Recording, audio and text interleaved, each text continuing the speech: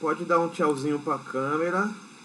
E a partir de agora vocês estão sendo filmados para a posteridade, né? Quem sabe um dia vocês sejam santos, o Vaticano vai vir nesse vídeo aqui para estudar vocês, entendeu? Quem sabe, né? Aí, para canonizar vocês, né? Então, pessoal, vamos começar hoje em nome do Pai, do Filho e do Espírito Santo. Amém. Vinde, Espírito Santo, enchei os corações dos vossos fiéis e acendei neles o fogo do vosso amor. Enviai o vosso Espírito, tudo será criado e renovareis a face da terra. Oremos. Ó Deus, que instruíste os corações dos vossos fiéis, com a luz do Espírito Santo, fazei que apreciemos retamente todas as coisas, segundo o mesmo Espírito, e gozemos sempre de sua consolação, por Cristo Senhor nosso. Amém. Senhor Jesus, nessa manhã nós queremos entregar-nos a Ti, de todo o nosso coração, de toda a nossa alma, pedindo, Senhor, para que tenha paz no mundo, para que tenha paz em nossos corações, pedindo, Senhor, para que nós, enquanto católicos cristãos, possamos ser luz desse mundo, sal da terra e luz do mundo, assim o que o Senhor quer de nós. Senhor, queremos aprender hoje sobre a Tua Santa Igreja. Pedimos, Senhor, que tenha misericórdia das nossas misérias, que tenha misericórdia das nossas fraquezas, que não sejamos nós, Senhor, a falar, a ministrar, que não seja eu, Felipe, a falar, a ministrar, mas seja a voz do Teu Espírito. Eu abro as portas do meu coração agora para que o Espírito Santo possa me usar. E eu peço, Senhor, que pela graça de Pentecostes, pela graça do Espírito Santo, enviai o Espírito Santo sobre os meus alunos, enviai o Espírito Santo para que eles possam, de coração inflamado, de coração aberto, aprender e colocar em prática cada coisa que será colocada aqui nesse dia. Espírito Santo de Deus, Tu que és a terceira pessoa da Santíssima Trindade, batiza-nos com o Seu Espírito. Batiza-nos, Espírito Santo, na Tua graça. Batiza-nos, Senhor, mais uma vez em Pentecostes. Um batismo não da água, mas um batismo de fogo, um batismo do Espírito Santo. Vem, Espírito Santo, sobre nós. Vem, Espírito Santo, sobre nossas famílias. Vem, Espírito Santo, em auxílio de nossa fraqueza, pela intercessão da bem-aventurada Virgem Maria. Ave Maria, cheia de graça, o Senhor é convosco. Bendita sois vós entre as mulheres, bendito é o fruto do vosso ventre, Jesus. Santa Maria, Mãe de Deus, rogai por nós, pecadores, agora e na hora de nossa morte. Amém. Em nome do Pai, do Filho e do Espírito Santo. Amém. Louvado seja o nosso Senhor Jesus Cristo, para sempre seja louvado. Pessoal, mais uma aula de Crisma. Sábado passado eu estava num retiro. Aí, o cara não dá aula de Crisma para o retiro? É claro, eu preciso também rezar, né? Eu preciso também receber a graça do Espírito Santo, e vocês podem ter certeza que um catequista melhor saiu daquele retiro para vocês, né? Isso que é importante. Às vezes a gente precisa se retirar, ouvir a palavra de Deus, silenciar um pouquinho, e um catequista melhor está aqui para vocês, eu tenho certeza. Então, pessoal, hoje nós vamos começar uma série.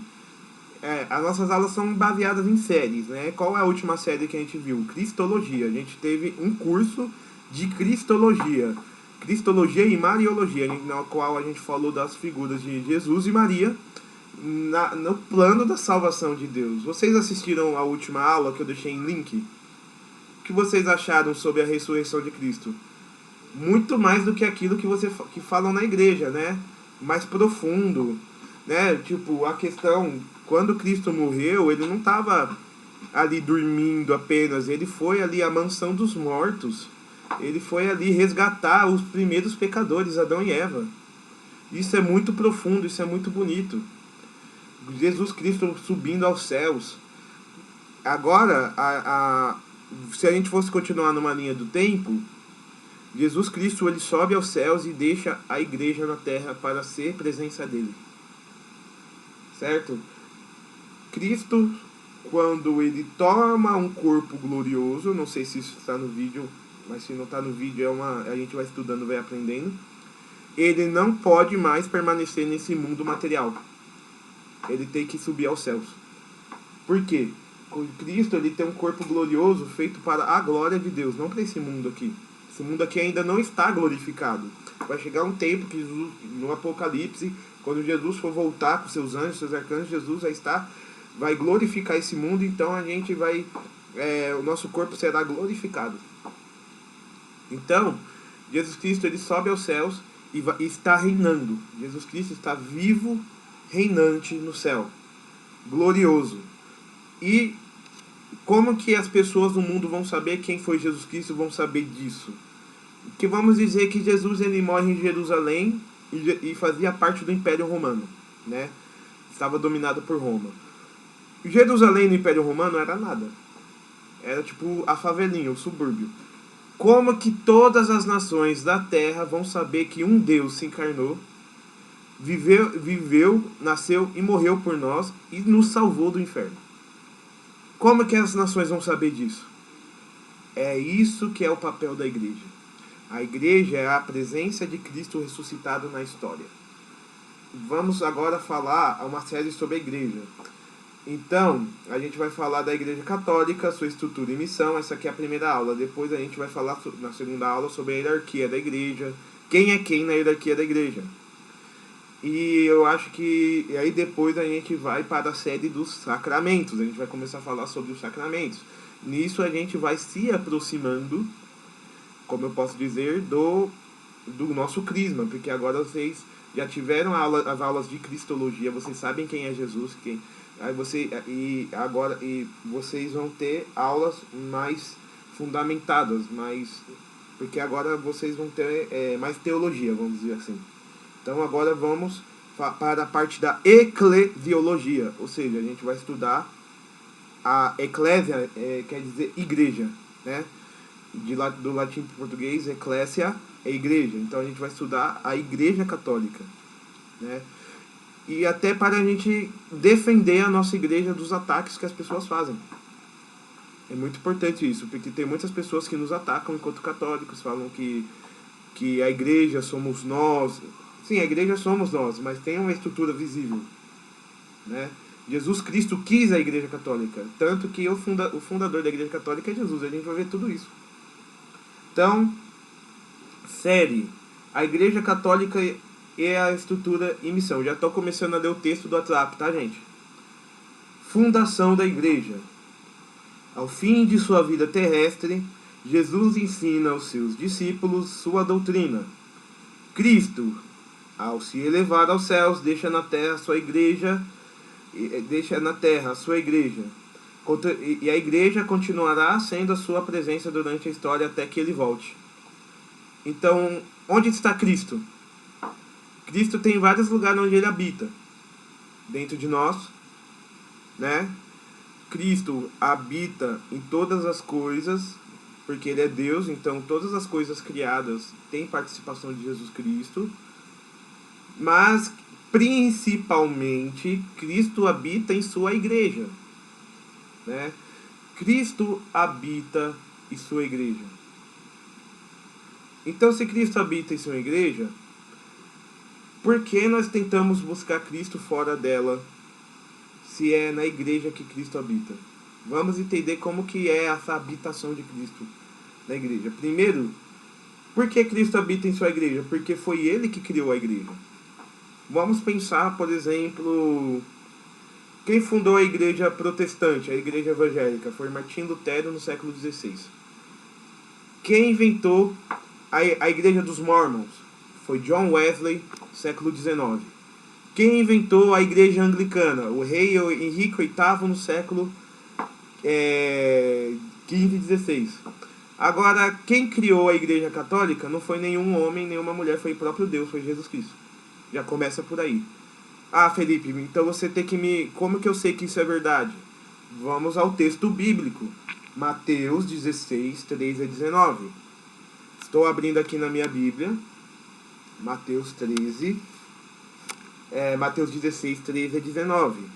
Isso para contextualizar na vida de Jesus, aqui Jesus estava prestes a ir para Jerusalém para sofrer sua morte paixão e ressurreição por nós, né? Paixão, morte e ressurreição. E qual era o clima aqui? Os discípulos estavam muito felizes porque Jesus estava fazendo milagres, Jesus estava, sabe, tava todo mundo aleluiado, tava todo mundo, nossa, Jesus está fazendo milagres, ele vai ser o rei de Israel, ele vai nos libertar de Roma, né? E o povo de Israel estava entusiasmado com Jesus, né? E por que estava entusiasmado com Jesus?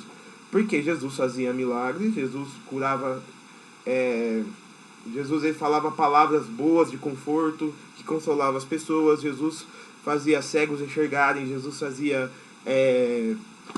coxos, paralíticos andarem, curava leprosos. E tudo isso fez criar um grande entusiasmo no povo de Israel, e muitas pessoas viam Jesus como o Messias, como o Salvador de Israel, outros viam ele como profeta. Então, diz aqui o versículo 13 do capítulo 16 de São Mateus. Chegando Jesus ao território de Cesareia de Filipe, perguntou aos discípulos: quem dizes os homens ser o Filho do Homem? Filho do Homem quer dizer Jesus, né? Quem dizes, o que diz as pessoas de mim? Jesus está perguntando para os seus discípulos.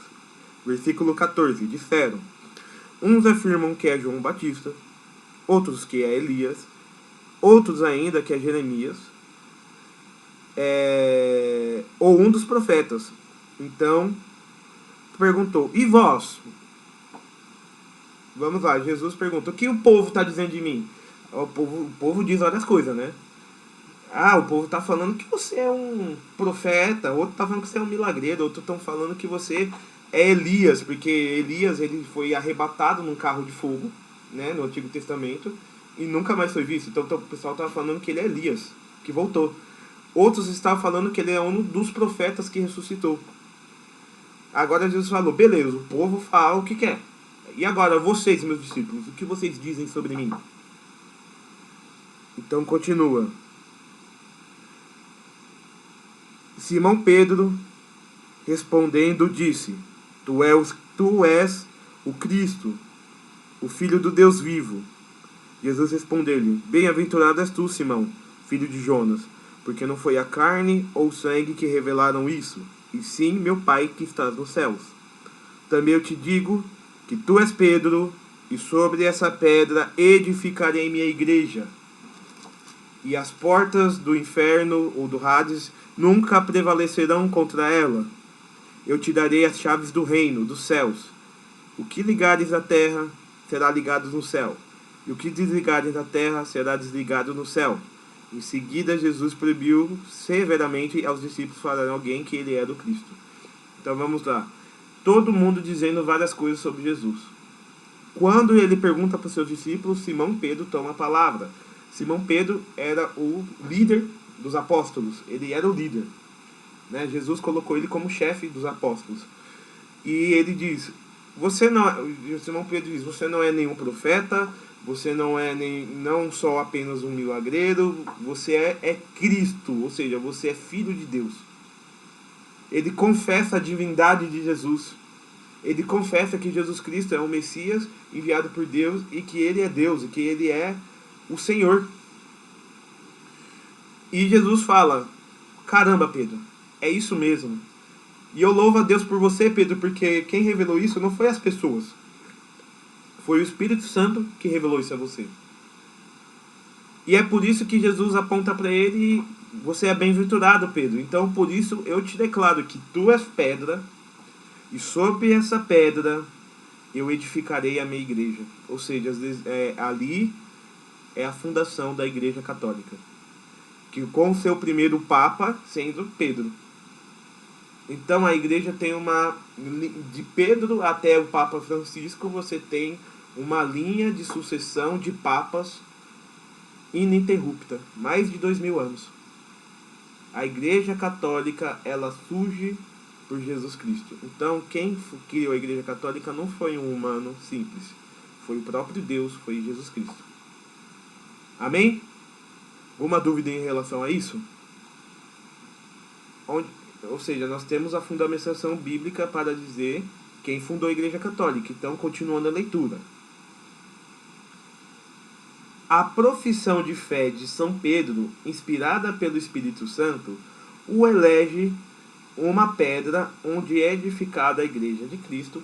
Sendo assim, com a ajuda do catecismo, vamos aprender com a Igreja como devemos entender esse mistério. Então, pessoal, sempre, quem vai nos ensinar é o catecismo da Igreja Católica. Tá bom? Não é a opinião do Felipe, entendeu? Não é a minha interpretação pessoal da Bíblia, é o ensinamento da Igreja. Tá bom? Porque eu estou a serviço da Igreja. Não, eu não estou inventando a roda, tá bom? Não estou inventando a roda. Estou anunciando aquilo que foi ensinado dos apóstolos para a Igreja, que chegou até nós e que se encontra nesse livro aqui. E todo católico que não tem o catecismo é candidato a ser burro, né? Tem que ter o catecismo. Tem que ter o catecismo. Senão, os inimigos da Igreja vão engolir vocês. Tá bom? A gente tem que aprender na fonte. Qual é a fonte que nós temos aqui? Nós temos o catecismo a Sagrada Escritura e o catecismo da Igreja para nos ajudar. Tá bom? E eu coloquei já escrito no corpo do texto para ajudar na leitura na aula online. Quando eu dava aula presencial, sexta-feira de noite, não tinha isso aqui não. Todo mundo tinha que trazer sua armadilha e abrir ali na hora. Entendeu? Quem não trouxesse ficava boiando. Aí todo mundo comprou. Essa é a minha dificuldade com o Crisma Online. Talvez vocês não... Como já tem tudo mastigadinho, mas não fica no comodismo. Compre o seu catecismo, tá bom, gente? Então vamos lá. No Catecismo da Igreja Católica, número 552. No Colégio dos 12, Simão Pedro ocupa o primeiro lugar. Jesus confiou-lhe uma missão única, graças a uma revelação vinda do Pai. Pedro confessa: Tu és o Cristo, o Filho de Deus vivo. E nosso Senhor declarou então: Tu és Pedro, e sobre essa pedra edificarei a minha igreja, e as portas do inferno não prevalecerão contra ela. Cristo, pedra viva, garante a sua igreja edificada sobre Pedro a vitória sobre os poderes da morte. Pedro, graças à fé que confessou, permanecerá o rochedo inabalável da igreja. Terá a missão de defender esta fé para que nunca desfaleça nela, nela confirmar os seus irmãos. Então, o que diz o Catecismo da Igreja Católica 552? Pedro, por ser usado pelo Espírito Santo e declarar a divindade e declarar que Jesus Cristo é o Cristo, ele foi abençoado como o chefe da igreja e o primeiro Papa, né? E qual são os poderes que Cristo dá à igreja? Os poderes que Cristo dá à igreja é um poder de chaves. Você lembra que tem uma parte aqui que fala: Eu te darei as chaves do reino do céu? Tudo que ligares na terra será ligado no céu, e tudo que se desligares na terra será desligado no céu.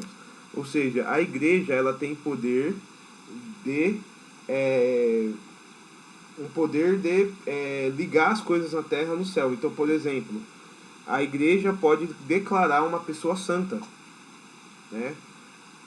Você lembra que eu falei no começo da aula, quando eu falei que vocês podem ser estudados para santos, né? Por causa do vídeo eu fiz aquela brincadeira, mas falando sério agora, o poder da chave da igreja é o seguinte: se a igreja estudar e ver que eu tive uma vida de santidade, ela pode me declarar o santo. Então, lá, eu já sou santo lá no céu, serei santo, aí eu serei reconhecido aqui na terra. Então ela liga uma coisa que está no céu na terra. A igreja também, ela pode desligar, ela pode excomungar, né? Ou seja, tem pessoas que participam da igreja e elas podem, como posso dizer, ir contra a igreja, ser inimigas da igreja. Dentro da igreja, a igreja vai lá e fala: olha, dá um tempo, vai se arrepender, vai pensar na sua vida. E coloca elas para fora da comunhão da igreja, excomunhão, ou seja, ela tem o poder de desligar também. Poder das chaves, tá, gente? Também a igreja tem um poder eficaz contra a morte, ou seja, contra o inferno. A igreja também tem um poder eficaz de defender a fé que foi dada por Jesus Cristo para nós. Ou seja, a igreja é a guardiã da fé. Ou seja, a igreja ela guarda a fé que foi ensinada por Jesus Cristo e que foi passada por nós até hoje. Então, a fé que nós recebemos da igreja é a mesma fé que os apóstolos receberam de Jesus Cristo. Tá bom? Deixa eu ver se eu não deixei passar nada, não. A igreja tem o poder também de confirmar os seus irmãos na fé. Então, por exemplo, sempre teve na igreja, por exemplo, uma grande devoção pela Imaculada Conceição de Nossa Senhora. Um exemplo. O que é a Imaculada Conceição de Nossa Senhora? A Imaculada Conceição de Nossa Senhora é a concepção que Maria, mãe de Jesus, ela foi concebida sem pecado. Ou seja, ela foi separada por Deus sem pecado justamente para que ela pudesse ser a mãe de Deus. E isso não foi declarado desde o começo da igreja como um dogma de fé, ou seja, uma coisa que quem não acredita não é católico. Mas sempre teve no povo essa concepção. E no século XIX, o Papa Pio IX declara a Virgem Maria Imaculada Conceição, confirmando a fé de sempre da igreja. Ou seja, a igreja tem esse poder de tornar algo dogma ou não, confirmando a fé das pessoas. Número 553. Tá confuso, gente? Tá dando para entender? Então, beleza, vamos continuar. Jesus confiou a Pedro uma autoridade específica. Agora a gente vai aprofundar na questão das chaves, tá? Tirei as chaves do reino dos céus. Tudo que ligares na terra será ligado no céu. Tudo que desligares na terra será desligado no céu. O poder das chaves designa a autoridade para governar a casa de Deus, que é a igreja. Jesus, o bom pastor, confirmou este cargo depois da sua ressurreição. Apacenta minhas ovelhas. O poder de ligar e desligar significa a autoridade de absolver os pecados, pronunciar juízos doutrinais e tomar decisões disciplinares da igreja. Jesus confiou essa autoridade à igreja pelo ministério dos apóstolos, e particularmente pelo Pedro, o único a quem confiou explicitamente as chaves do reino. Pedro tem as chaves e a autoridade que foram dadas por Cristo, e sobre ele a igreja foi fundada. Por isso a igreja hoje honra a figura do Papa, o ministério do Pedro, assunto que trataremos na próxima aula. Então na próxima aula a gente vai falar mais sobre o Papa, a figura do Papa, dos bispos. Então eu não vou aprofundar muito nisso. Mas a igreja ela tem o poder de absolver os pecados. A igreja ela tem o poder de não absolver os pecados também. Se você chegar lá numa confissão e eu vou me confessar, eu vou falar, olha, padre, eu quero me confessar de 10 pecados, mas tem um 11º, que esse aqui, ó, esse pecado aqui eu não quero largar agora. Então, você me perdoa esse aqui eu posso continuar? Aí o padre fala, não dá para te absolver, porque ou você se arrepende 100%, ou não, né? Vocês estão entendendo? Então o padre tem o poder, a igreja tem o poder das chaves de absolver os pecados ou de reter os pecados. O poder das chaves também é o poder de pastor.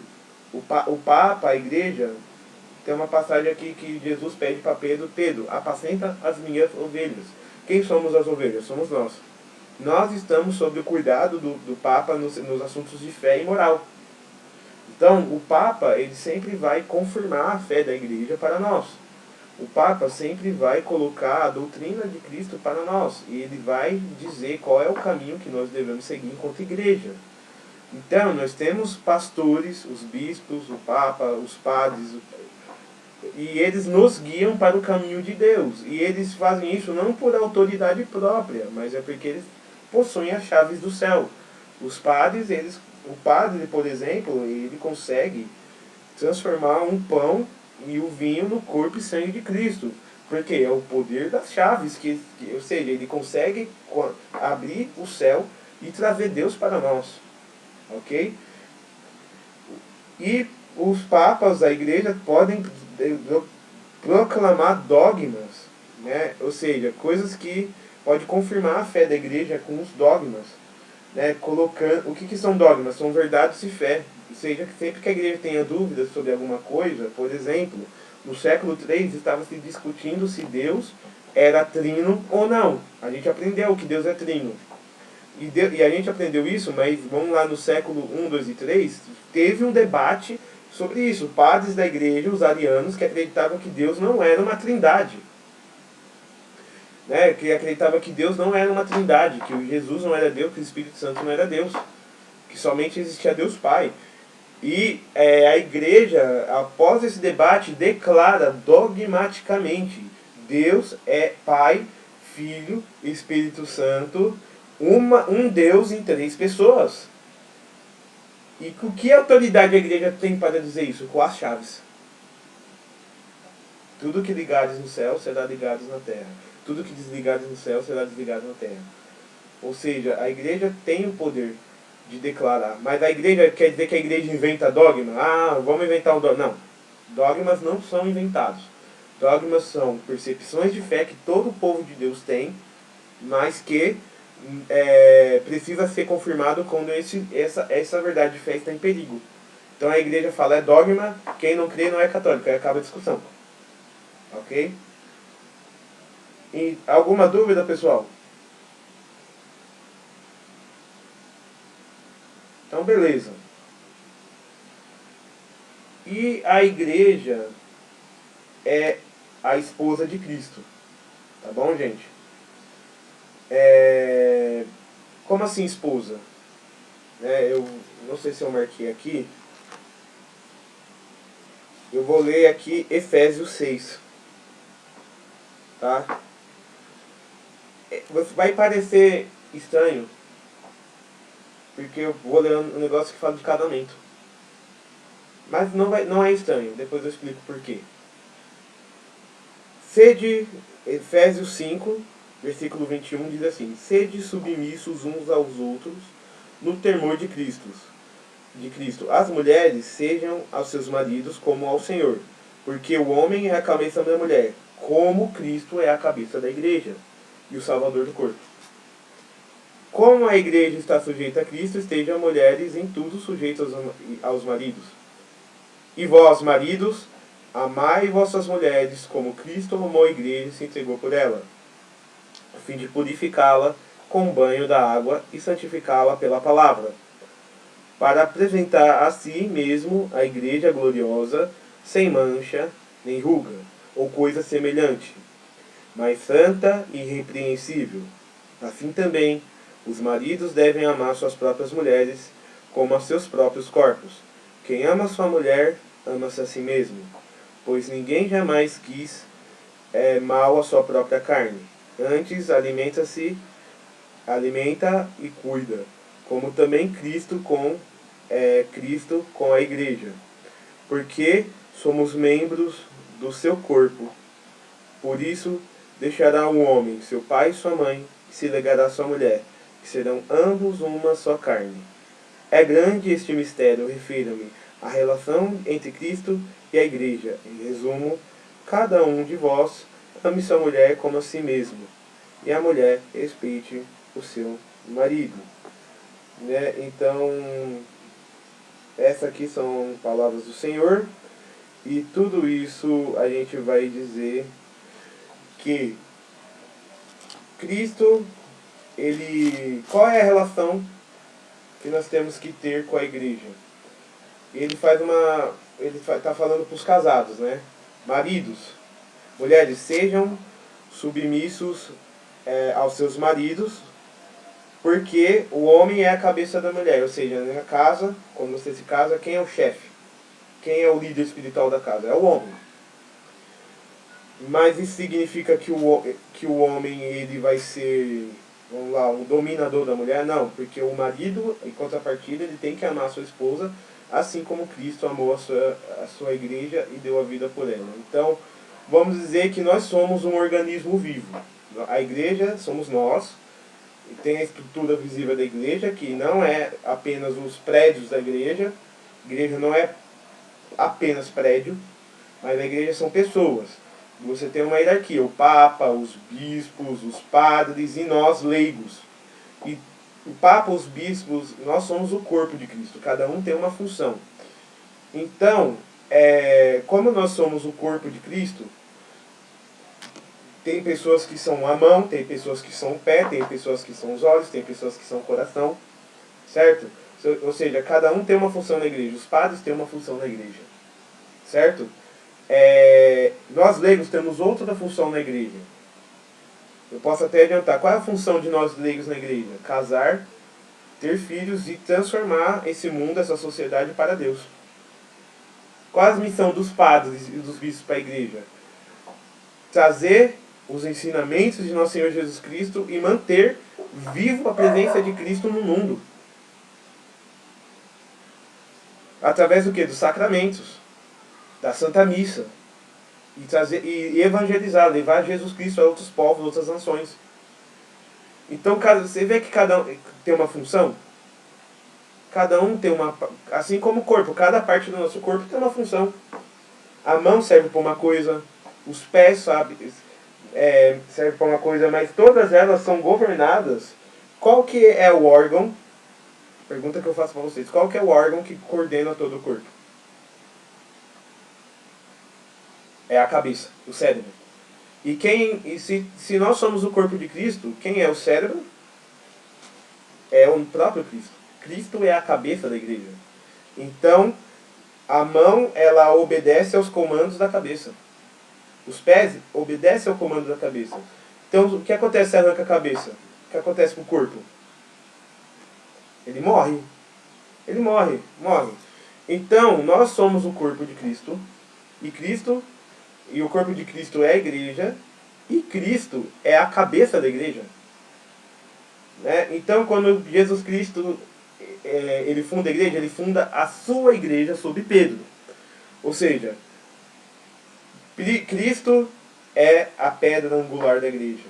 Sem Cristo não tem igreja. E qual é o relacionamento de Cristo com a sua igreja? Aqui nós temos, como igreja, nós somos a esposa de Cristo. Né? Misticamente. Ou seja, a igreja é a esposa de Cristo. E Cristo deu a vida por sua esposa, né, na cruz. É por isso que os maridos devem amar suas mulheres como Cristo amou a igreja e se entregou por ela. Então você vê que essa passagem que fala sobre casamento explica o que é a igreja. A igreja, ela é esposa de Cristo, Cristo como cabeça da igreja. Cada um de nós temos uma função em relação à igreja. E só temos essa função porque Cristo pensa a igreja e nós obedecemos a Cristo. O que acontece se a gente não obedecer a Cristo? Vamos dizer que o pé se rebele e não queira mais andar. O que vai acontecer com o corpo? Vai cair no chão. É por isso que os pecados nossos afetam a vida da igreja. A igreja, muitas vezes, a igreja nunca peca, a igreja é santa. Quem peca são os membros da igreja. Ou seja, quando nós, membros da igreja, pecamos, nós fazemos mal ao corpo da igreja. Então, muitas pessoas sofrem na igreja pelos pecados dos próprios membros da igreja. Vocês estão conseguindo entender o que eu quero dizer? Então, vamos lá. Se o pé... Estão ouvindo agora?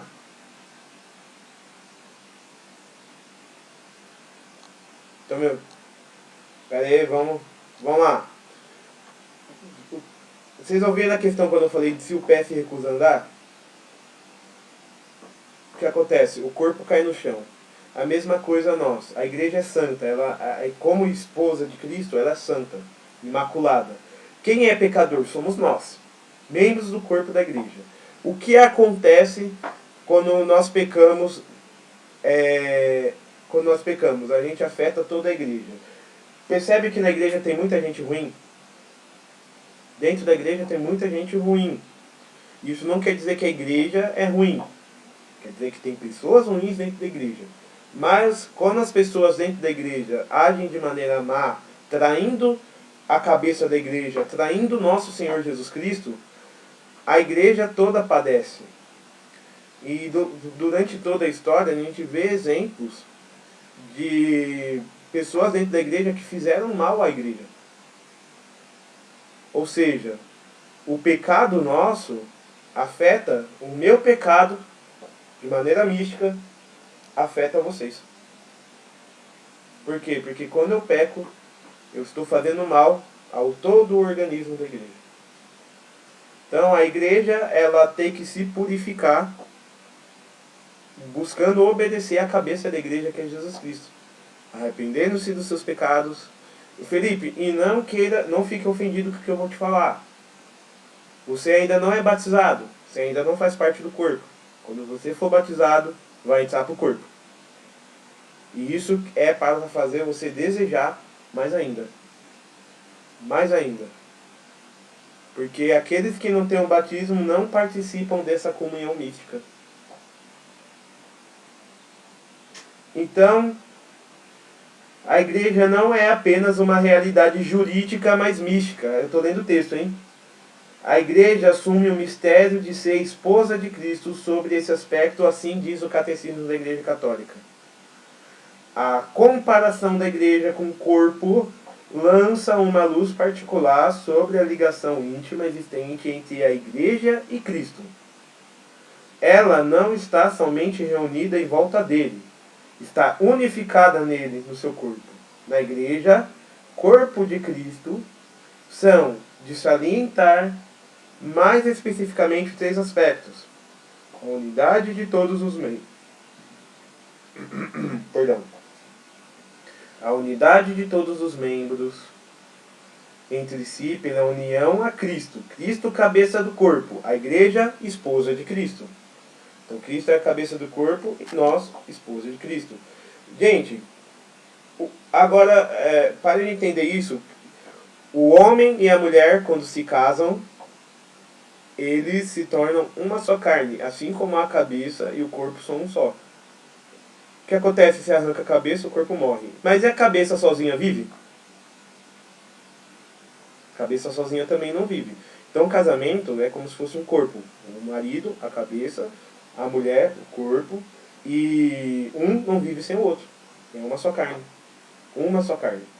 Então, assim, o Catecismo da Igreja Católica, no número 789, vai nos dizer que a igreja, ela tem essa união mística, da qual Cristo é a cabeça do corpo e a igreja é a esposa de Cristo. A nossa alma neste mundo, eu já falei isso em outra aula, a nossa alma neste mundo, pense o seguinte: nós estamos noivos. De quem? A nossa alma está noiva de Jesus. E nós iremos para um casamento, o nosso casamento da nossa alma com Jesus. Ou seja, o que Santa Teresa d'Ávila chama de matrimônio espiritual. Só que, quando que isso vai acontecer? Quando nós nos unirmos a Deus no céu. Isso vai acontecer após a nossa morte. Mas o que acontece se a gente é uma noiva infiel? A gente vai casar? Não, o noivo não vai querer casar com uma noiva infiel, porque assim, seria um casamento nulo, um casamento que não ia existir. Então, quando nós chegarmos no céu, a nossa alma, se ela estiver na graça de Deus, ela entrará no reino de Deus. E nós iremos para o banquete das núpcias do Cordeiro. Ou seja, nossa alma vai se unir a Jesus Cristo como num casamento e vamos se tornar um só com Ele, assim como eu e minha esposa somos uma só carne como matrimônio aqui na terra. Senão, seremos lançados às chamas do inferno, que é o lugar onde as pessoas que não quiseram amar a Deus irão habitar. Por escolha de quem? Delas. Deus não manda ninguém para o inferno. Sempre falo, Deus não manda ninguém para o inferno. A gente que quer ir para o inferno com as nossas escolhas. A escolha está aqui e Deus respeita muito a nossa liberdade. Deus respeita demais a nossa liberdade. Alguma dúvida? 796. A unidade de Cristo E da igreja, cabeça, membros e corpo, implica também a distinção entre ambos, numa relação pessoal. Este aspecto é muitas vezes expresso pela imagem do esposo e da esposa. O tema de Cristo, esposo da igreja, foi preparado pelos profetas e anunciado por João Batista. O próprio Senhor se designou o esposo. Aqui tem uma passagem da Bíblia que fala isso, Marcos 2,19. Depois vocês vão lá e estudem. E o apóstolo apresenta a igreja e cada fiel, membro do seu corpo, como uma esposa desposada, com Cristo Senhor, para formar com ele um só espírito. Ela é esposa imaculada do Cordeiro Imaculado, que Cristo amou, pela qual se entregou para se santificar. É igual a gente leu aqui, Efésios 5,26. Que associou a si por uma aliança eterna, e a qual não cessa de prestar cuidados como seu próprio corpo. Eis o Cristo total, a cabeça e o corpo, um só formado de muitos. Quer seja a cabeça que fale, quer sejam os membros, é Cristo que fala. Fala desempenhando o papel de sua cabeça, ex personas capitis, ou então desempenhando o papel do corpo, ex persona corporis, conforme ao que está escrito, serão os dois uma só carne. Esse é um grande mistério, digo em relação a Cristo e a igreja. Efésios 5, 31, 32. E o próprio Senhor nos diz no Evangelho, já não são dois, mas uma só carne. Como vedes, temos de algum modo duas pessoas diferentes, no entanto, torna-se uma só união esponsal. Disse, o esposo enquanto cabeça e a esposa enquanto corpo.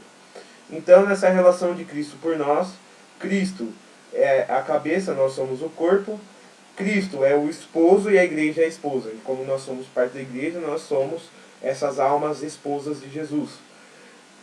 E vamos dizer assim, tudo isso foi anunciado. Jesus se coloca como esposo no Evangelho e existem algumas formas, né, de a gente entender isso. Mas a figura do matrimônio, a nossa alma e a alma de Jesus se unindo e se tornando um só espírito, é uma das melhores analogias que a gente pode ter. Porque no matrimônio, um homem e mulher se tornam uma só carne. E também, nós como nos unimos a Jesus, nós em nossa miséria se une com a glória de Deus e nossa miséria é convertida em glória de Deus. Então nós somos uma só carne, um só espírito com Jesus. Por fim, mas eu faço várias coisas.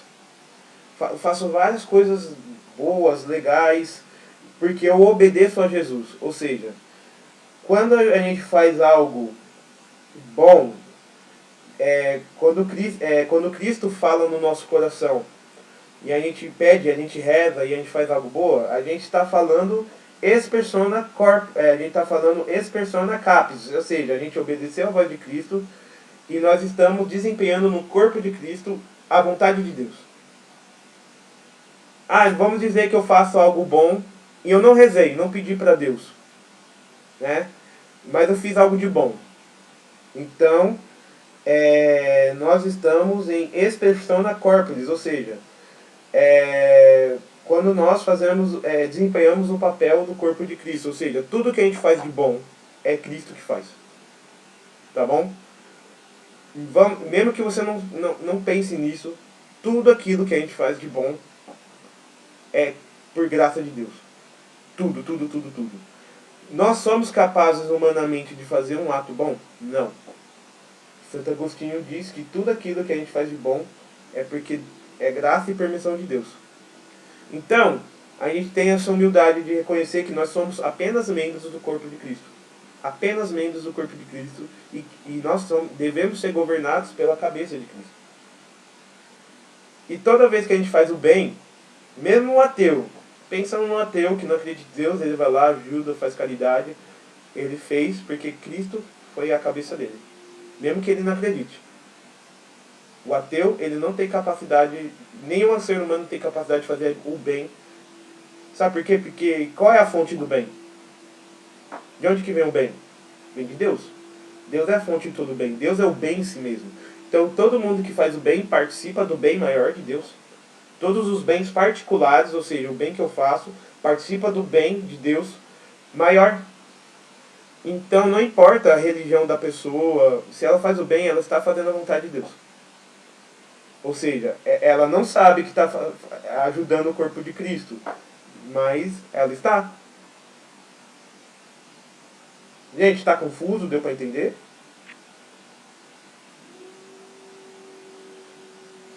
Você vê que as aulas estão ficando. Você vê que as aulas estão ficando mais teológicas e mais densas? Então, é complicado. Uhum. Vocês estão saindo do leite, vamos dizer, a analogia do neném que toma papinha, leite, e estão indo comendo arroz e feijão agora. Agora é arroz com feijão, bife e ovo, né? Não é mais papinha, nem é mais leite. Então vamos lá. 808, Catecismo. A igreja é a esposa de Cristo. Ele a amou, entregou-se por ela, purificou-a pelo seu sangue, fez dela a mãe fecunda de todos os filhos de Deus. A igreja é o corpo que somos nós e a cabeça que é Cristo. Não existe igreja sem Cristo, assim como um corpo não vive sem cabeça. Por ser a esposa de Cristo, a igreja será no fim dos tempos elevada e acontecerá a consumação desse matrimônio onde nós e Cristo seremos unidos no céu por toda a eternidade. Então, essa vida é um grande noivado.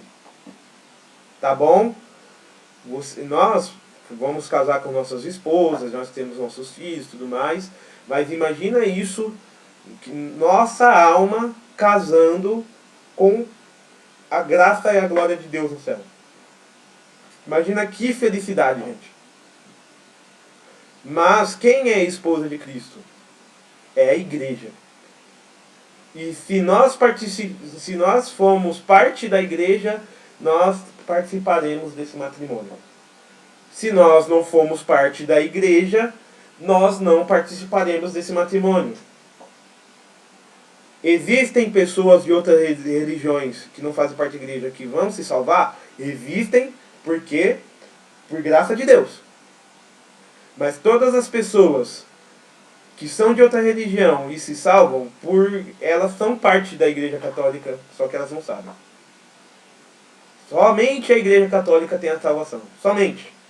E se tem outras pessoas que confessam Cristo em outras religiões, mas por serem pessoas boas, santas, se salvam, elas eram católicas indiretamente. Vocês estão entendendo? Um chinês que nunca ouviu falar de Jesus Cristo. Mas nunca ninguém chegou e falou Jesus para ele. Igreja, mas vamos dizer que ele viveu uma vida de caridade, uma vida de respeito, seguindo a lei natural que existe dentro do ser humano. O ser humano ele criou todos os seres humanos sabendo o que é certo e o que é errado. Isso não é questão de religião, saber o que é certo e errado. Está dentro de nós. A gente sabe, a gente tem consciência. Vamos dizer que essa pessoa seguiu sua consciência de maneira reta e morreu. Ela foi católica. Você entendeu? Ela foi católica. E por ser católica, ela fazia parte do corpo de Cristo.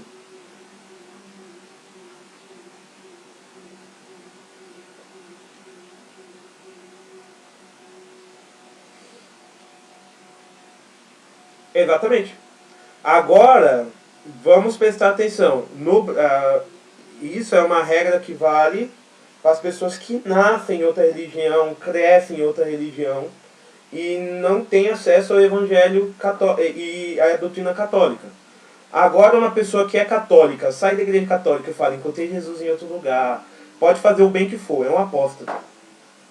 Porque a regra é assim, para quem é católico, tem que se salvar pela via católica. E se você encontra alguma pessoa que não é católica e é essa pessoa maravilhosa, se você anunciar o evangelho para ela, se ela realmente é essa pessoa maravilhosa, ela vai se convencer que isso aqui é verdade e vai se converter.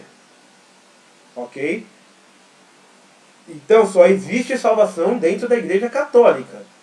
Algumas pessoas que não conhecem a Igreja Católica ou que nasceram em berço de outra religião, mas que viveram uma vida reta, elas são católicas indiretamente.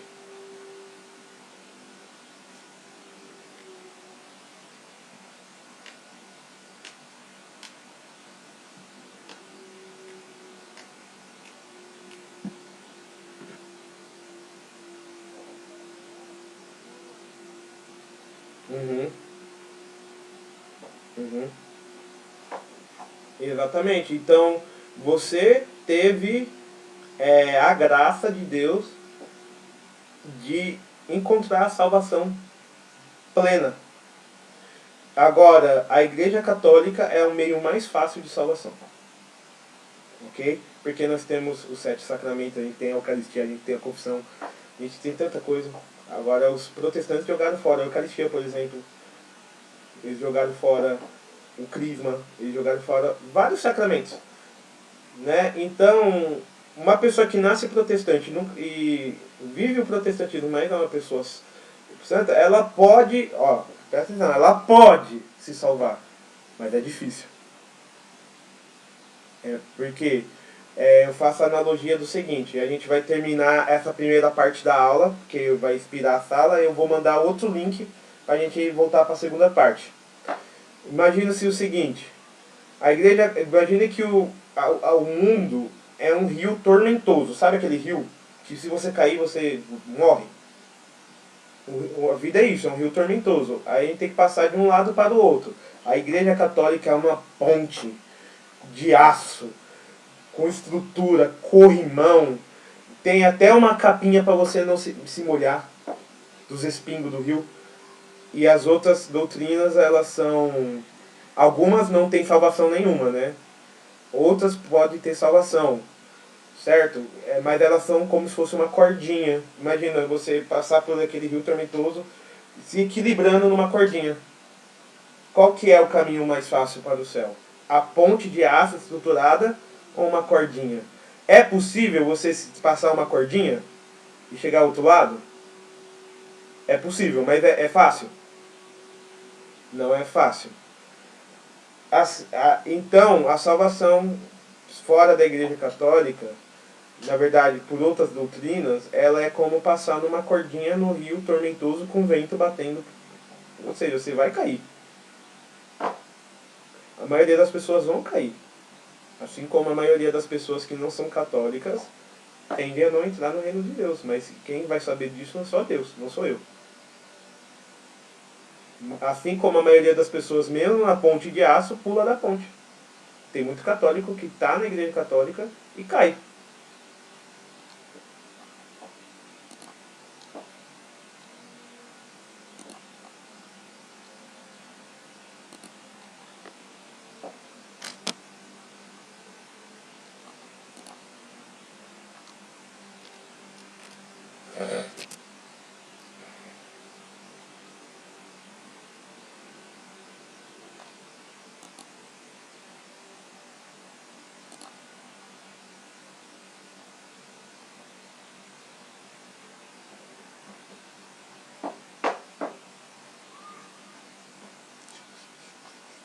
Vamos agora à segunda parte da nossa aula, pessoal.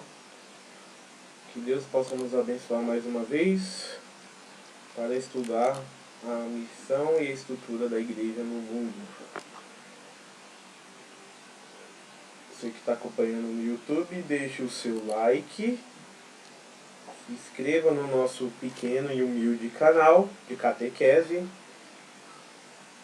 compartilhe o link para os seus amigos. Vamos lá.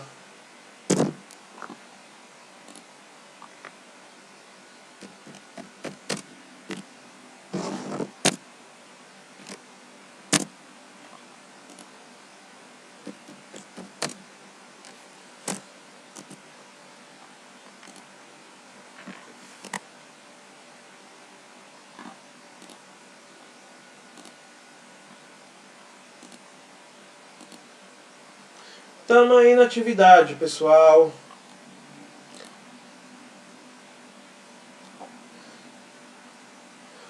Gente,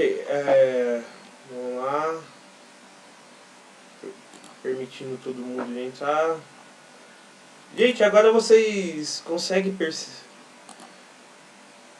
Aqui entrou todo mundo. Vocês conseguem perceber que vocês agora têm uma grande responsabilidade?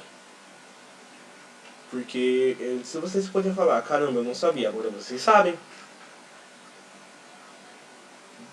Vocês sabem, então, vocês têm uma responsabilidade muito grande, porque vocês sabem, eu, como catequista, tenho o dever de passar a verdade a vocês. E, claro, como que a gente não vai impor isso para as pessoas, se você não for católico, você vai pro inferno. Nunca falei isso. Nunca falei isso, porque isso é um julgamento. A gente não julga, tá? Mas a gente deve sempre apresentar a doutrina da igreja com amor, entendeu? Como que nem eu e a minha mãe faz aqui. A gente apresenta e a gente vai convencendo. A gente não fica... Alan, se você não se converter, você vai enxofre, torturas. Não, que é isso? Não é isso que a gente está buscando. Mas a gente está buscando que vocês entendam a verdade, que a verdade entre dentro de vocês e que vocês percebam que tudo que as pessoas vão dizer ao contrário disso não tem fundamento. Tá? As pessoas podem fazer vários, né, vamos dizer, vários comentários sobre a igreja, falando que ela é isso, que ela é aquilo, mas vamos dizer que a verdade, ela é a verdade e ela não muda, senão não seria verdade. A verdade que é ontem, é hoje e amanhã. Por exemplo, 2 mais 2 igual a 4. Mas e quanto que era 2 mais 2 há 500 anos atrás? 4. E quanto que é 2 mais 2 daqui a 1 milhão de anos? 4. Por quê? A verdade ela não muda. Ou seja, e Deus ele falou que as portas do inferno não prevalecerão sobre a igreja. Ou seja, a igreja católica ela vai continuar sendo a igreja de Cristo, queira o mundo ou não, queira Satanás ou não. E Satanás, durante toda a história, investe sobre a igreja. Investe sobre a igreja o quê? Coisas ruins. Satanás vai descendo a lenha da igreja, vai perseguindo os cristãos, vai levantando pessoas para acabar com a igreja. Não vou me aprofundar nisso porque a gente vai ter uma série sobre história da igreja. Que eu vou contar a história da igreja. Tudo não, né? Porque não dá tempo. Esse é um curso de 1 ano só. Para falar só sobre a história da igreja. Mas resumidamente, para orientar vocês, indicando livros bons para vocês lerem. A história da igreja, ela é cheia de santidade, mas ela também é cheia de desgraças feitas por pessoas. Então a gente tem que ter muita sabedoria. A igreja santa, os homens, membros da igreja, pecadores. Mas a igreja nunca acabou. Vocês podem perceber que várias religiões nasceram e morreram. Várias igrejas nasceram e morreram. Os deuses pagãos ali, lá da antiguidade, Júpiter, Zeus, tudo passou. Agora a igreja católica por 2000 anos, desde Jesus até cá, depois de tanto ataque, tantas pessoas que queriam acabar com a igreja mesmo, tacar bomba no Vaticano, sequestrar o Papa, sequestraram o Papa, a igreja está de pé até hoje. Por quê? Porque as portas do inferno não prevalecerão sobre ela. Não adianta, esquece. Esqueça tudo. A igreja nunca vai acabar. Mas não significa que a igreja não pode diminuir. Ela está diminuindo. Por quê? Porque Satanás avança no mundo com os problemas do mundo de hoje, os pecados de hoje. E a maioria das pessoas não quer saber de Deus. O que aumenta a nossa responsabilidade. Porque nós, como os novos cristãos, a gente vai receber o sacramento do Crisma. Você sabe que é o sacramento do Crisma? É o sacramento do envio. A partir do momento que vocês receberem o Crisma, muita responsabilidade, hein? Vocês irão ser missionários. Claro, missionários cada um no seu estado de vida. Como que eu exerço minha missão? Sendo catequista e educando o meu filho na fé. Minha família. Aonde que Deus me colocou? Na minha família. Agora tem pessoas que Deus chama para a vida religiosa e sacerdócio. Então, ou para a vida de missionário. Ou seja, qual é o lugar que Deus colocou ele? No mundo para evangelizar os povos. Ok? Então cada um tem um mandato de missionário. E tudo isso surgiu como? Em Pentecostes. A igreja, vamos lá. Jesus funda a igreja. Jesus, ao fundar a igreja, ele sobe aos céus. A igreja e os apóstolos ficam... Não, eles viram Jesus ressuscitado. Jesus apareceu para eles depois da sua morte. Eles tocaram, conversaram. E depois que Jesus subiu aos céus, ele deixou uma promessa. Qual é a promessa que Jesus deixou? Que ele enviaria o Espírito Santo para esses. Ele enviaria o Espírito Santo para a igreja. Em vez das pessoas ficarem entusiasmadas, nós vimos Jesus ressuscitado, vamos pregar. Não, eles ficaram com medo. Caramba, Jesus foi embora, agora a casa vai cair. Se trancaram, estavam com medo, acuados. Os apóstolos estavam com medo e acuados, se escondendo. Mas eles sabiam que Jesus ia enviar uma força do alto. E essa força do alto foi o Espírito Santo de Deus. E após os apóstolos receberem o Espírito Santo de Deus, eles se espalham pelo mundo, espalhando a igreja. E os efeitos disso a gente vê até hoje, porque tem igreja no Brasil, quer dizer que a gente está bem longe de Jerusalém, certo, minha gente? Como que a igreja chegou aqui? Porque teve missionários. Pessoas que arriscaram sua vida, muitas delas morreram, para trazer a igreja a essas terras do Brasil. Tem lugar que a igreja não chegou ainda, sabia, gente? Tem lugar que a igreja não chegou. Tem lugares no Butão, na China, que a igreja não entra. Coreia do Norte é proibido ser cristão. Né?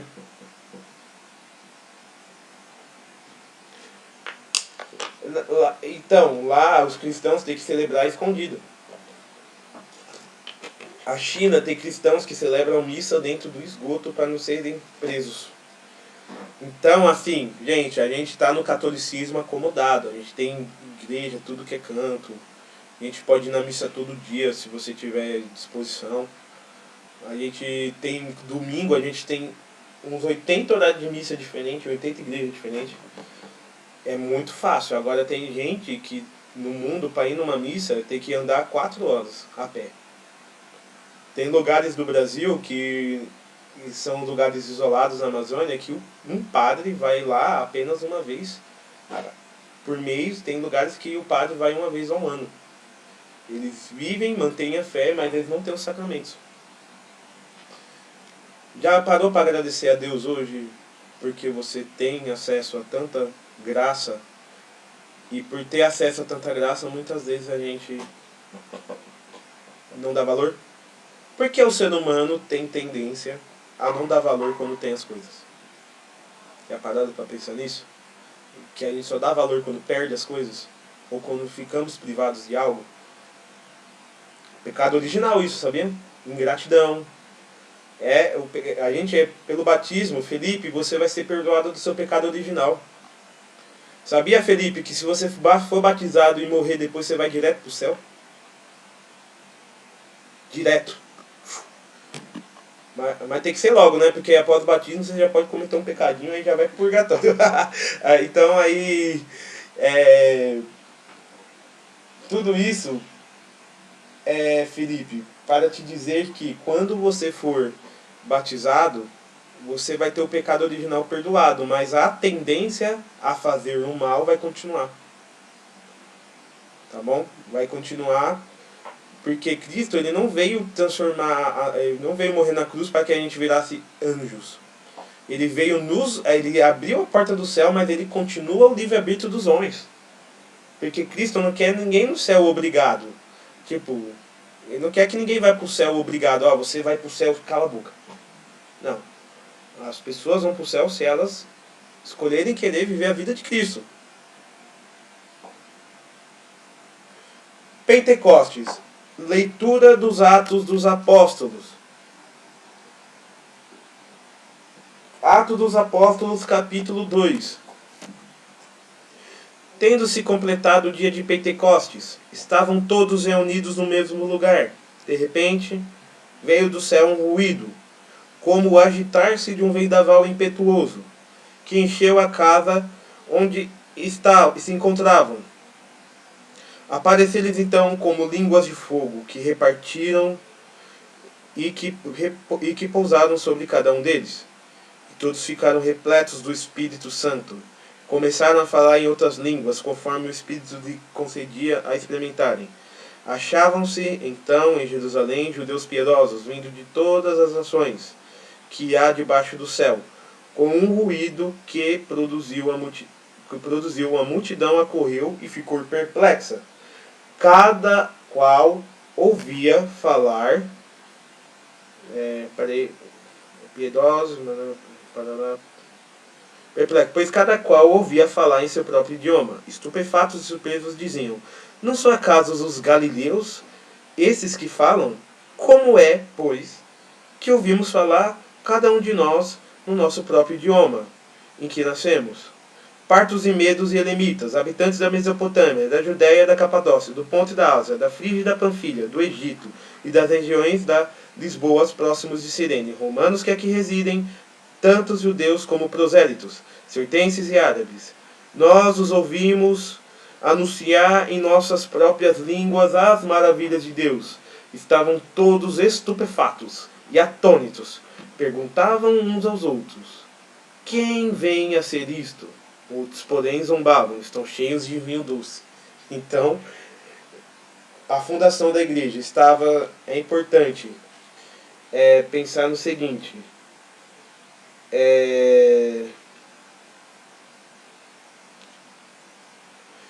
eu vou voltar aqui, Atos dos Apóstolos 1, versículo 12. Então, no monte chamado das Oliveiras, voltaram a Jerusalém. A distância é pequena, a de uma caminhada de sábado. Tendo entrado na cidade, subiram à sala de cima, onde costumavam ficar. Eram Pedro, João, Tiago, André, Filipe, Tomás, Bartolomeu, Mateus, Tiago, filho de Alfeu, e Simão, Zelota, Judas, filho de Tiago.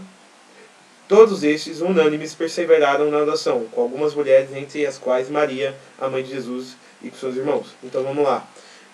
Os apóstolos, eles se reuniram numa sala de cima, ou seja, tinha uma casa que tinha um andar, tinha um salão, né? Eles entraram nessa casa e eles estavam com medo, portas fechadas. Medo de quê? Dos romanos, dos judeus capturarem eles, matarem eles.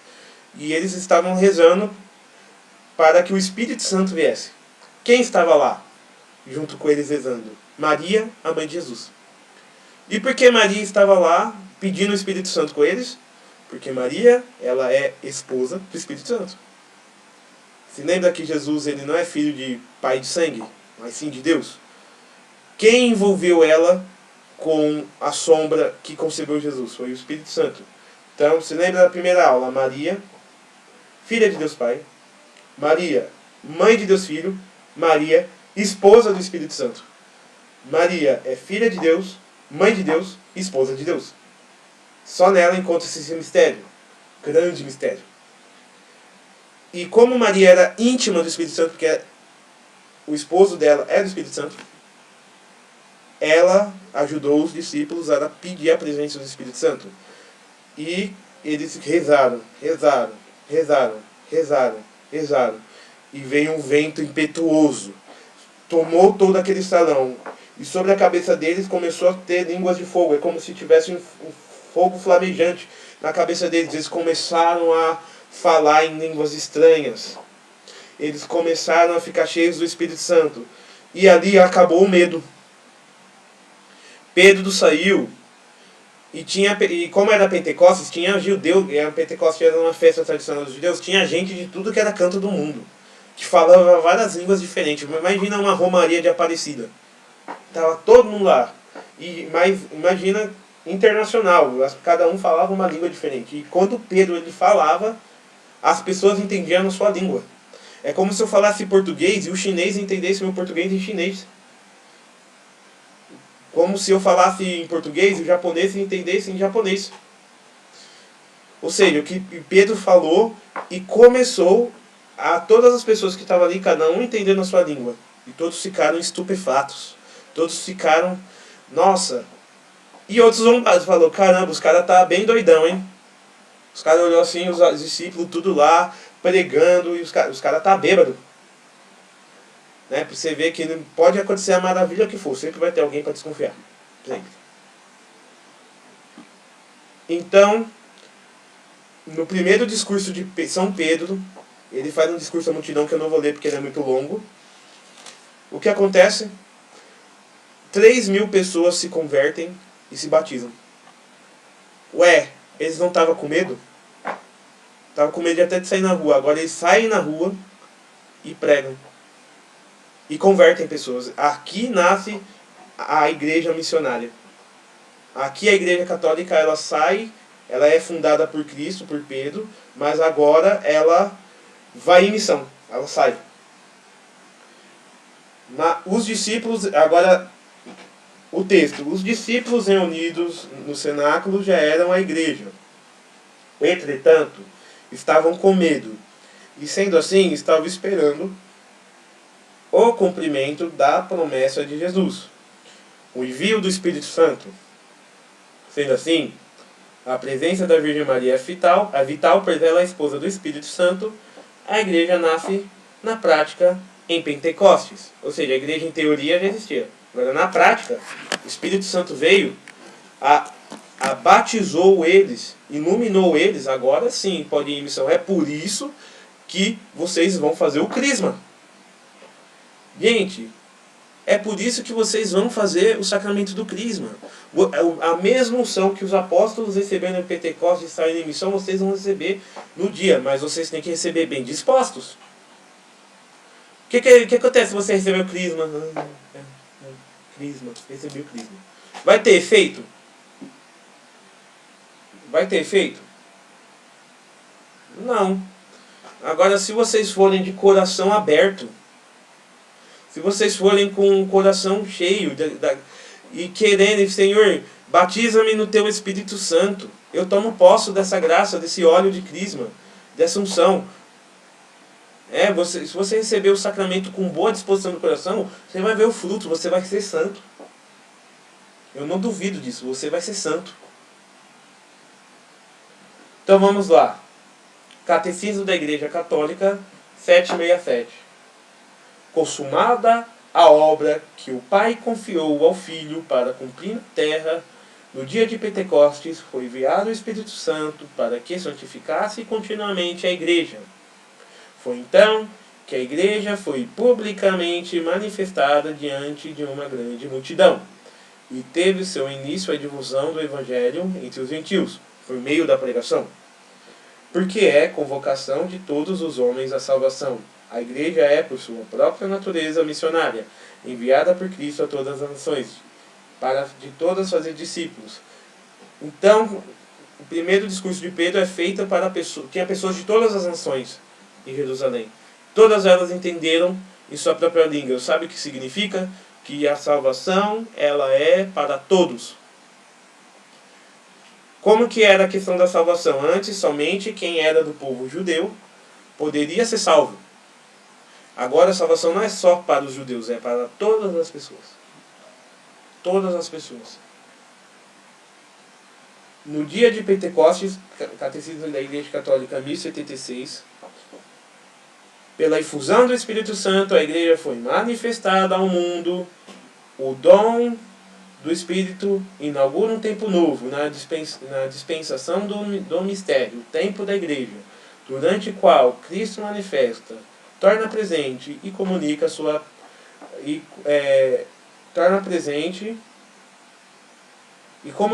obra de salvação pela liturgia da sua Igreja, até que ele venha. Durante este tempo da Igreja, Cristo vive e age agora na sua Igreja e com ela, de um modo novo, próprio deste tempo novo. Age pelos sacramentos, e é isto que é a tradição comum do Oriente e do Ocidente chama de economia sacramental. Essa consiste na comunicação ou dispensação dos frutos dos mistérios pascal de Cristo na celebração das liturgias da Igreja. Então, pela a eficácia do Espírito Santo, os apóstolos vão fundando igrejas, e essas igrejas, elas não é como as igrejas evangélicas, que cada dia é uma coisa diferente, cada dia não sabem, Não, a igreja ela cria uma liturgia. O que é a liturgia? Por exemplo, se você for na igreja hoje, vamos dizer que hoje a primeira leitura é Atos 2 e o evangelho é o evangelho de São Mateus 3. Aqui no Brasil. Na Argentina, a primeira leitura vai ser Atos 2 e evangelho de Mateus 3. Estados Unidos, Atos 2, Mateus 3. Europa, Atos 2, Mateus 3. Sei lá, Kirguistão, Atos 2, Mateus 3. Uzbequistão, Atos 2, Mateus 3. Coreia do Norte, se tiver alguém lá, Atos 2, Mateus 3. Ou seja, a igreja ela tem uma liturgia, tempos litúrgicos, a gente vai estudar sobre isso, os tempos litúrgicos, tudo certinho.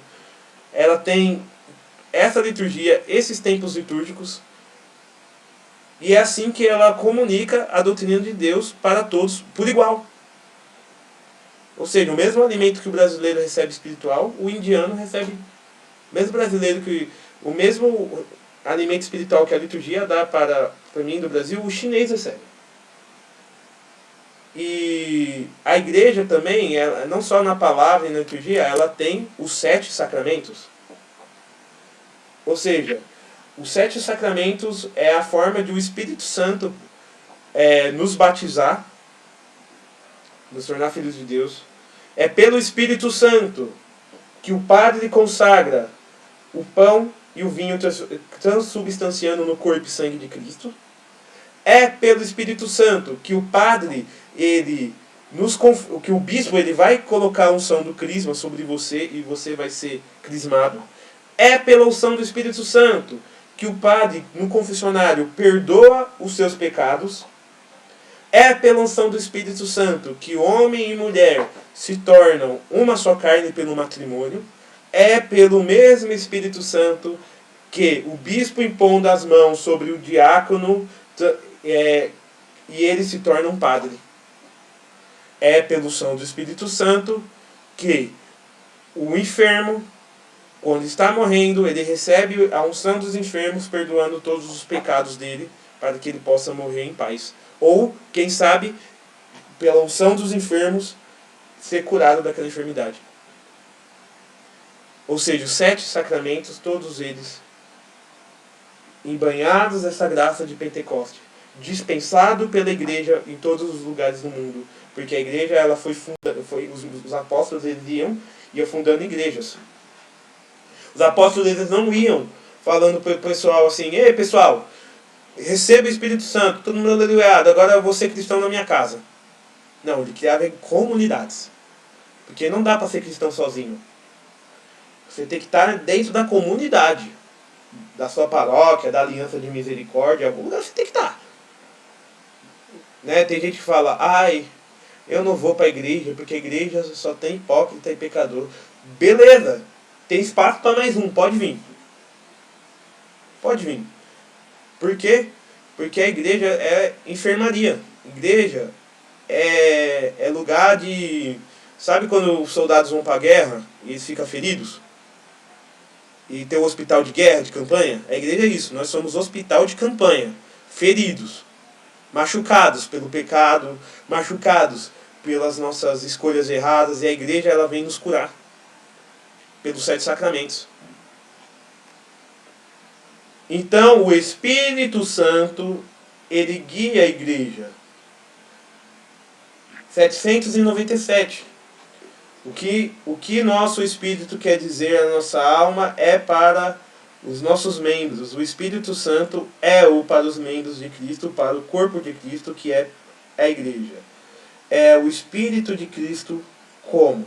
Há um Espírito oculto que deve se atribuir o fato de todas as partes do corpo estarem unidas, tanto entre si como a cabeça suprema, pois ele está todo na cabeça como no corpo, todo em cada um dos seus membros. É o Espírito Santo que faz da igreja o templo do Deus vivo. De fato, foi a própria igreja que o dom de Deus foi confiado. Nela foi depositada a comunhão com Cristo. Isto é, o Espírito Santo, arras da incorruptibilidade, confirmação de nossa fé, escada da nossa ascensão para Deus. Porque onde está a igreja, aí também está o Espírito de Deus. Onde está o Espírito de Deus, aí está a igreja e toda a graça. Então pense no seguinte, nós temos o corpo, a cabeça, os membros, mas o que torna vivo o nosso corpo é a nossa alma. Assim como Cristo é a cabeça e a igreja é o corpo, nós somos o corpo da igreja, a alma de Cristo, vamos lá, a alma desse corpo místico é o Espírito Santo. Ou seja, o Cristo é a cabeça, o Espírito Santo, e une a cabeça ao corpo que dá o movimento da igreja. Ou seja, o Espírito Santo, tudo que nós fazemos é por ação do Espírito Santo. Tudo que de bom nós fazemos é por ação do Espírito Santo. E o corpo místico e a igreja guia o Espírito Santo, assim como a alma guia o nosso corpo, e assim como Jesus Cristo guia o corpo místico da igreja através do Espírito Santo. Gente, 798. O Espírito Santo é o princípio de toda ação vital e verdadeiramente salvífica em cada uma das diversas partes do corpo. Ele realiza de múltiplas maneiras a edificação de todo o corpo da caridade, pela palavra de Deus, que tem o poder de construir o edifício, mediante o batismo, pelo qual forma o corpo de Cristo pelos sacramentos, que fazem crescer e cura os membros de Cristo, pela graça dada aos apóstolos, que ocupam o primeiro lugar entre seus dons, pelas virtudes que fazem agir segundo o bem, enfim, pelas múltiplas graças especiais, chamadas carismas, pelos quais ele torna os fiéis aptos e disponíveis a assumir os diferentes cargos e ofícios proveitosos para a renovação cada vez mais ampla da edificação da igreja. Então vamos lá.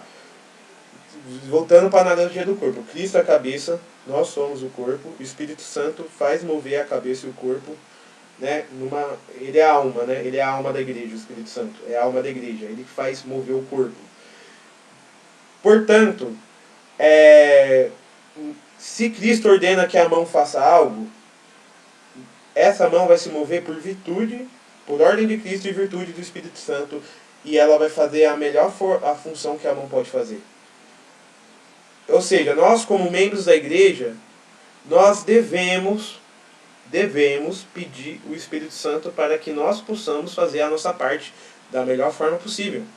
Somos ordenados por Cristo, mas fazemos o que Cristo nos pede. O que Cristo nos pede é humanamente impossível de nós fazermos, então nós temos uma ajuda do Espírito Santo. Ele que vai em auxílio da nossa fraqueza.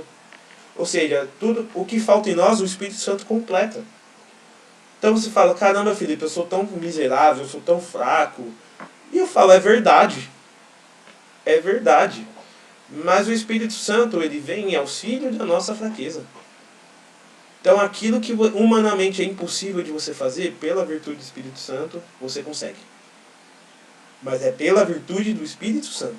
Mas para você pedir ao Espírito Santo que você faça, vamos dizer, você é um membro do corpo. Qual é a sua função? Vou falar por mim, catequista. Então, a minha parte no corpo de Cristo é ensinar as pessoas. Na medida do meu possível, na medida do meu estado de vida. Né? Eu tenho que ensinar as pessoas. Apesar de eu estudar muito, ler livros, eu tenho, todo dia antes de ligar o computador, eu tenho medo de não conseguir.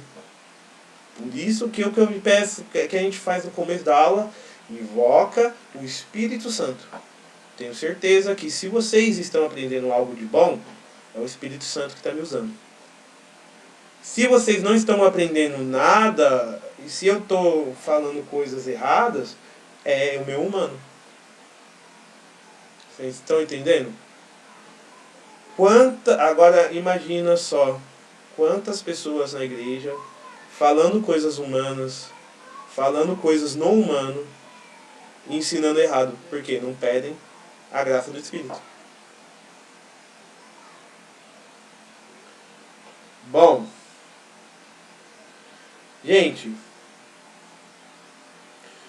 e o Espírito Santo é ação, e a segunda parte eu já expliquei dessa parte aqui, que é pelos sacramentos, que o Espírito Santo está presente também. Eu falei que pelo batismo, pela crisma, toda ela é opção do Espírito Santo. Acabei adiantando uma parte da aula para frente, então, gente, sintetizando, igreja fundada por Cristo, da qual nós somos o corpo, ele é a cabeça, e esse corpo e essa cabeça se movimentam pela ação do Espírito Santo. A gente tem um mistério trinitário. O Pai, Criador de todas as coisas, envia o seu Filho, que funda a igreja, e pela ação do Espírito Santo a igreja se move na história, salvando almas, povoando o céu, através da sua liturgia, dos 7 sacramentos, da missão. Impressionante, né, gente? Eu sou apaixonado por esse assunto. Agora, por que católica? Por que a igreja é chamada de católica?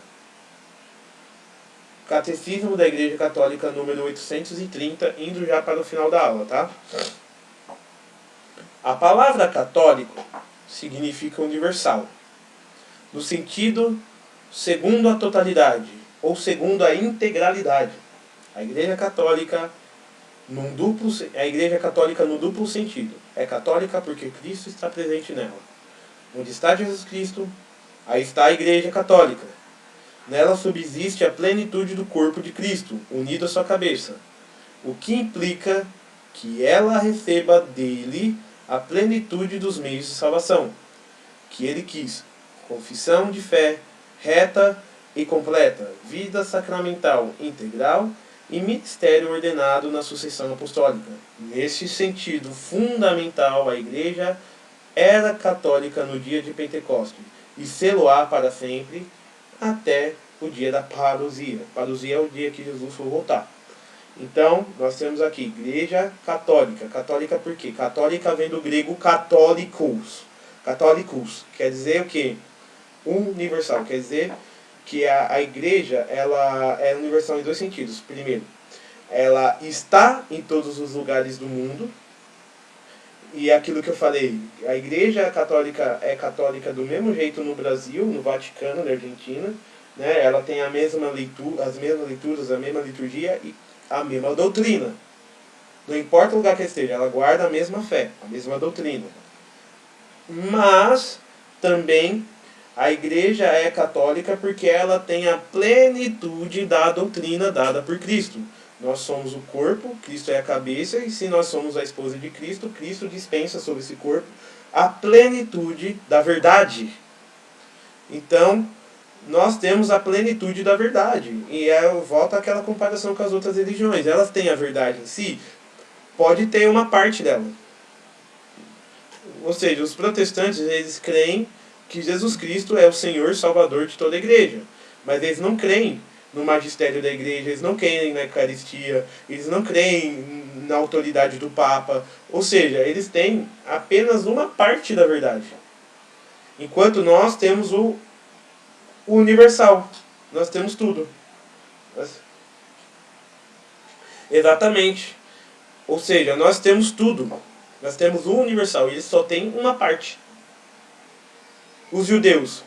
Os judeus acreditam que Deus Pai é Criador de todas as coisas, mas eles não acreditam em Jesus Cristo. Eles não acreditam na igreja. Eles ainda esperam o Messias. Então eles têm uma parte da revelação, uma parte da verdade. Ou seja, eles creem em Deus Pai.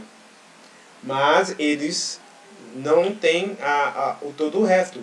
Então, pessoal, Igreja Católica quer dizer porque nós temos a plenitude universal da verdade. E Igreja Católica também porque ela é integral, ela é total, né? Porque Cristo está presente nela. Nela subsiste a plenitude do corpo de Cristo, né? E ela nasceu católica no dia de Pentecostes e ela vai continuar católica até a volta de Jesus. A igreja tem prazo de validade, tá bom, gente? A igreja ela vai existir até a vinda de Jesus. Depois a gente vai ter o reino de Deus, a glória de Deus. Entendeu? A igreja, pessoal, a gente vai ver em outras aulas que a igreja ela tem 3 estados. A gente tem a igreja militante. O que é a igreja militante? A igreja que luta, somos nós. A gente estamos em guerra.